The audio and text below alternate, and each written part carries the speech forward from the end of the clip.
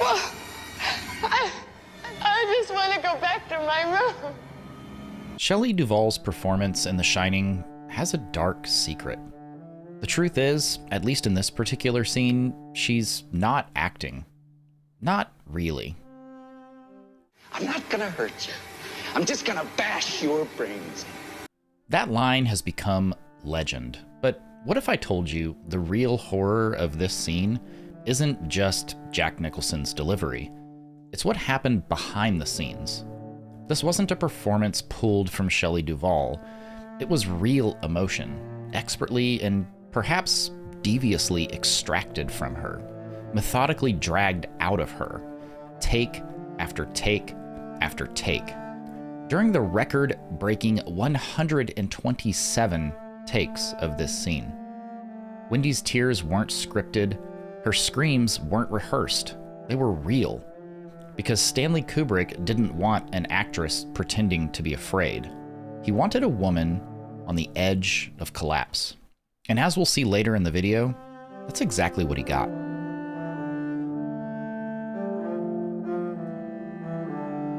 A scared woman backing up the stairs, a deranged man climbing toward her, a bat, a threat, a confrontation. But let's take a closer look, because this isn't just a physical struggle, it's a psychological collapse, constructed with brutal precision. The staircase isn't just architecture, it's a visual metaphor. Wendy climbs up towards what looks like an escape, but psychologically, she's descending deeper into helplessness. Kubrick masterfully inverts traditional blocking here. In classic film grammar, the higher ground usually belongs to the powerful, the hero, the victor. But here, elevation is weakness. Wendy's climb isolates her. It exposes her. The higher she goes, the more vulnerable she becomes. There's nowhere left to run, only to fall. Every step is heavier than the last. Her arms are weak, her grip shakes, her desperation grows.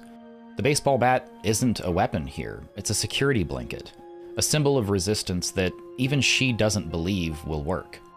Kubrick locks the camera in a slow, controlled, backward glide, like a predator savoring the chase. But notice something else. The camera never breaks eye level.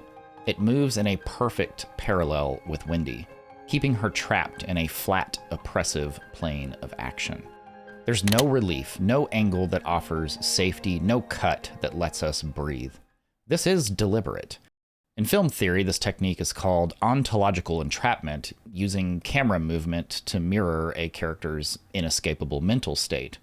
In other words, we're forced into Wendy's panic. There's no escape for her, and there's no escape for us.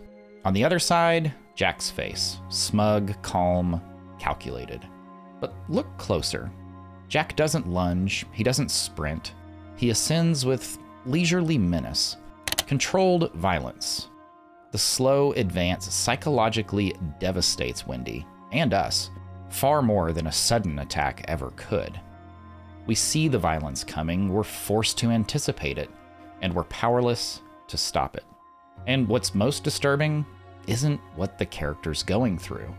It's that the actress couldn't escape it either. Need to trim that. Hunks of hair. Oh, look. Okay. It just comes out. Okay, right now, fellas. No rush. There's more to come, Joel. Come on. Come on, I'm Let's get ready. it set up anyway now, boys. Go, come on, Sean.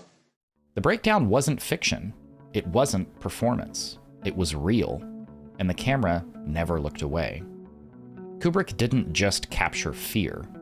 He captured human collapse and framed it for all of us to see.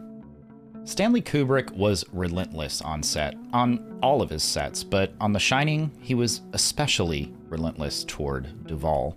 For a person so charming and so likable, indeed lovable, he can do some pretty cruel things. In what many say was a calculated effort to break her down, Kubrick made her shoot this scene 127 times, over a painstaking 3 weeks. 3 weeks of living in fear, 3 weeks of unraveling in front of strangers, 3 weeks of emotional erosion. This is rumored to be the most takes of any dramatic scene in film history. Kubrick didn't just demand perfection, he created conditions that made failure inevitable, then punished her for failing. Come on, what do you mean roll 2 video? seconds. We're fucking killing ourselves out here and you're gonna be ready. I am too. I'm standing Should we right play by mood the music? door. No, I can't Yeah, but when you hear. came in like this, you should have just... We're sitting there because they say, wait a minute, okay. and then you say Yeah, on the radio, but when you go. do it, you've got to look desperate, Shelley. You're just wasting everybody's time. He isolated her, yelled at her, dismissed her concerns. He even instructed the crew not to comfort her. It's 25 to 1. Well, I don't sympathize with Shelley. Every smile withheld, every small kindness denied. Jack Nicholson himself said he had no idea how she did it, and maybe that's because he didn't have to. Kubrick didn't treat Jack this way. Nicholson was allowed to improvise, allowed to explode creatively, encouraged even. Shelley, by contrast, was corralled into helplessness. Her performance wasn't built from freedom. It was built from fear. In one interview, she admitted, So I resented Stanley at times because he pushed me, and it hurt. And I resented him for it. I thought, why do you want to do this to me? How can you do this to me? You know, you agonize over it. she was dehydrated, losing her hair, crying for real between takes. Psychologists have a name for what was happening to her. It's called learned helplessness. When a person is subjected to repeated stress, repeated failure, and repeated fear, eventually they stop trying to fight back at all. They accept the suffering as inevitable. So how do you look back on that film? I mean, are you pleased to have done it? I'm very pleased to have done it because I've learned more on that picture and strengthened myself and broadened the scale that my emotions can reach. Not because they want to, but because deep down, they believe nothing will ever change. The symptoms of psychological trauma were showing, and the cameras kept rolling. This isn't method acting, this is something darker. Kubrick wanted a woman falling apart, so he broke her. He orchestrated a performance by dismantling a person, and Shelley Duvall, piece by piece, became the character Stanley Kubrick wanted all along. Kubrick's relentless direction wasn't isolated to this one scene. He was infamous for his pursuit of perfection, obsessed with repetition, haunted by the idea that maybe one more take could unlock something real. In another instance, Danny Lloyd, the child actor, rode his tricycle around the Overlook's carpeted halls over 60 times, just to get the sound of the wheels transitioning from rug to hardwood exactly right.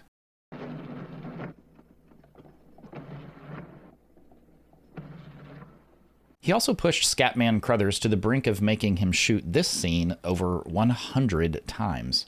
I can remember when I was a little boy, my grandmother and I could hold conversations entirely without ever opening our mouths. She called it shining. What was the real reason for all the takes? Realism, truth, not acting, not illusion, truth, torn from the actor's psyche. But people can only take so much of this before the lines start to blur between directing and punishment. Punishment or not, the cameras kept rolling, the performances stayed raw, and what Kubrick captured on film was undeniable, which forces us to ask a much harder question. Was it worth it? Would The Shining have turned out the same without it? Did Kubrick's methodology create cinematic brilliance or just collateral damage? So yes, the scene works. The performances are masterful. It's unbearably tense. The slow, uninterrupted takes make us feel the panic. The spatial framing traps Wendy in an emotional vice. The bat wobbles, always in frame, a symbol of fragile resistance. Everything just works. But at what cost? Kubrick didn't just direct the fear, he engineered it. So how does this nightmare end for Duvall? Wendy finally swings the bat. Jack falls, temporarily defeated, but nothing about this feels victorious for our lead lady. She doesn't look powerful, she looks broken. And maybe that's the true horror of The Shining. Not the ghosts, not the madness, but what we're willing to forgive if it's beautiful enough. I wouldn't trade the experience for anything. Why? Because of Stanley. But I wouldn't want to go through it again.